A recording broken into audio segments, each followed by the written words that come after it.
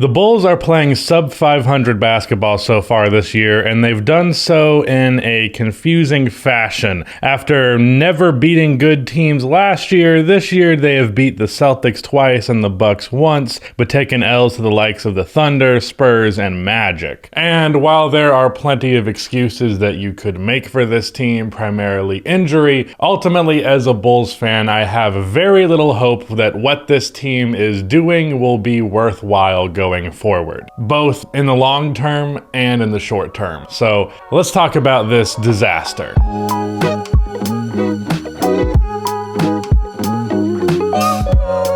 Real quick, if you enjoyed this video, drop a like and also subscribe for daily uploads in December. The thing that has bothered me about the way the Chicago Bulls have approached the roster construction over the past couple of years is just how short-sighted it has been. For the sake of just getting a baseline understanding, let's first summarize these moves in the order in which they happen, specifically focusing on the win now decision. Going down the timeline, the first big move this front office made was trading for Nikola Vucevic. They gave up Wendell Carter Jr., Otto Porter Jr. as salary filler, and 2 first-round picks, one of which was used to draft Franz Wagner in 2021, and the other is for this year's draft with a top 4 protection. Vooch was very good in the first 26 games he played in Chicago, 21, 11, and 4 assists, shot 39% from 3 on 6 attempts, and then following this season, he fell off of a cliff to being just good enough on offense to justify his mid-defense. Meanwhile, Wendell Carter Jr. has been arguably just as good of a scorer, just as good of a three-point shooter, and just as good of a playmaker,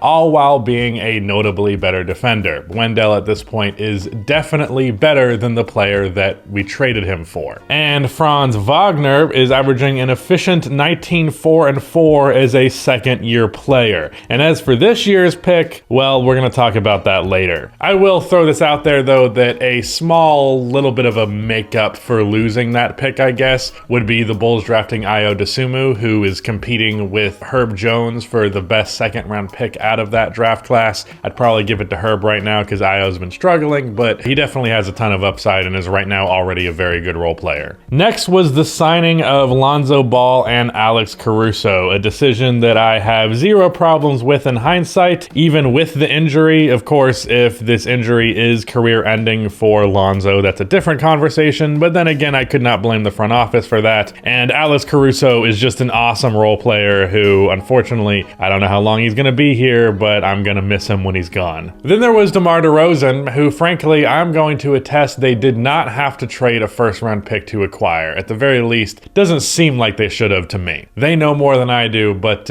let me explain. Thaddeus Young was just coming off of the best season of his career in a long while, and he was on a 1-year deal, as was Al-Farouq Aminu, and frankly, you could get a positive draft asset out of trading Thaddeus Young, and you could probably only give up a couple of second-round picks to a rebuilding team to get rid of Al-Farouq Aminu. So for the sake of clearing cap space to sign DeMar, you could have done that without giving the Spurs a first-round pick. They just seemed like they were going with the easiest option. Otherwise, signing DeMar was a move that I can't fault them for necessarily, albeit it was another short-sighted decision. But with how good he proceeded to play following that signing, they definitely got their bang for their buck. But that is another first-round pick committed to this older team that doesn't have a long future going forward, and that tallies up to 3 of them now. So, not ideal. But then they play the 2021 season and look amazing at first, and then fall off of a cliff primarily because of losing Lonzo Ball. And this is, of course, the biggest excuse that exists for this team, and probably the whole thing that the Bulls front office is holding on to hope for. Now, don't get me wrong, losing Lonzo Ball was important, but what was more important than the actual play of Lonzo Ball is the play style that he brought to the team that really was just infectious and affected everybody that left as soon as he was gone, especially as soon as Alex Caruso dealt with a long injury. These these two defensive guards would hound the perimeter, making up for their weak interior defense. Both of them were making all defensive bids before injury.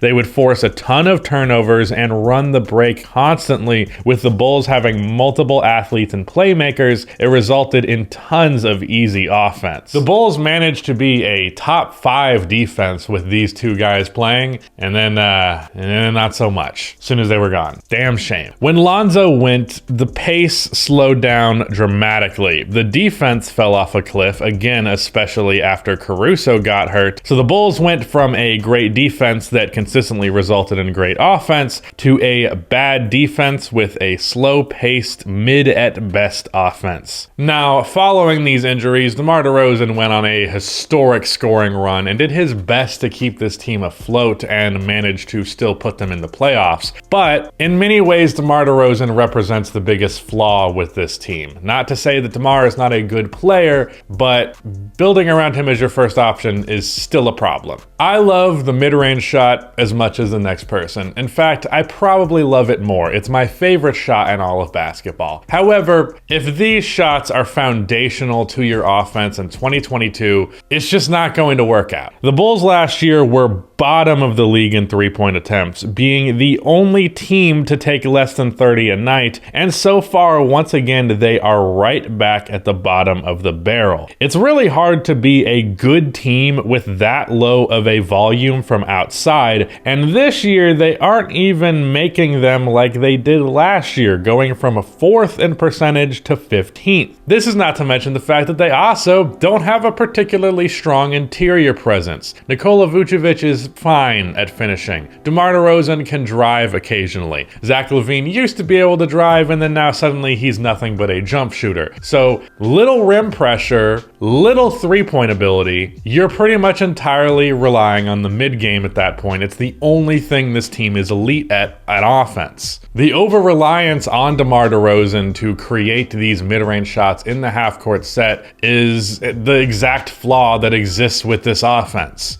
DeMar is one of the best mid-range shooters in the league, but in an offense where a heavily contested mid-range shot is treated as an acceptable result possession after possession, eventually that well is going to dry up even if he's making them sometimes. And it is the Achilles heel of this offense. The Bulls' offense is foundationally broken by this. In the past, they made up for their lack of shooting with their transition game, but now that that's gone, the Bulls' offense is now 25th in the NBA. But now let's talk about who this was all for. Zach LaVine. Now, as much as I love Zach LaVine, the excuse that I have held in my head for all of these short-sighted decisions over the past few years, well, that excuse is no longer there. What I would always say to people is if we did not trade for Nikola Vucevic, then we would not have signed DeMar DeRozan. And if we did not sign DeMar DeRozan, then Zach LaVine would have left this team in free agency. So by virtue of actually building a competent basketball team around him, it convinced Zach LaVine to stay in Chicago. But here's what I have to say about that now. Who cares? Was it really that big of a deal in the first place to keep him around? Honestly. Zach LaVine has been the one bright spot in a sea of trash for the Bulls over the last half decade. But is he the type of player you decide your decisions around and you build around? His peak is like, at the absolute best, the most generous, at best he has been like the 15th best player in the league. Like tops.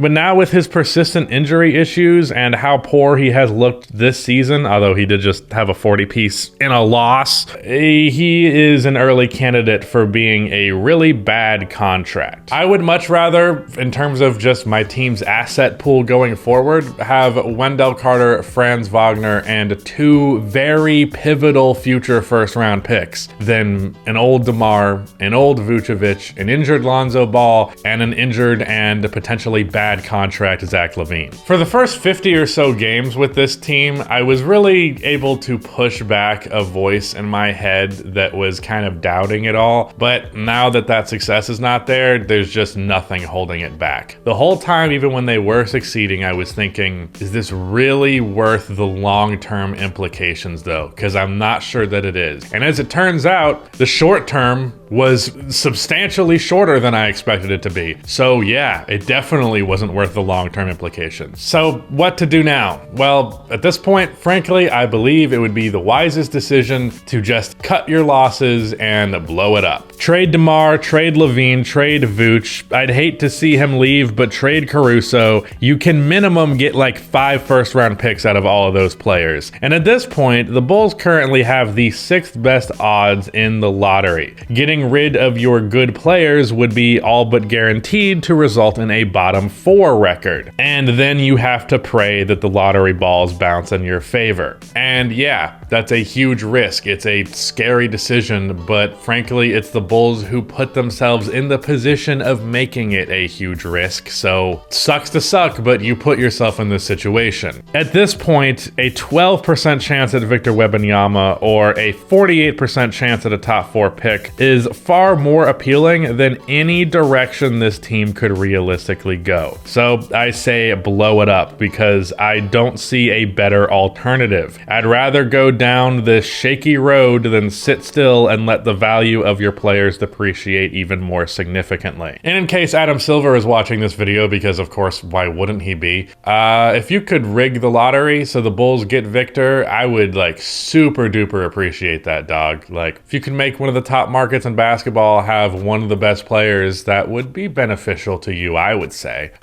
Just do the opposite approach you did when you rigged it for the Pelicans to get Zion and the Grizzlies to get Ja Morant. Anywho, shout out to Rudy for editing this video, and goodbye.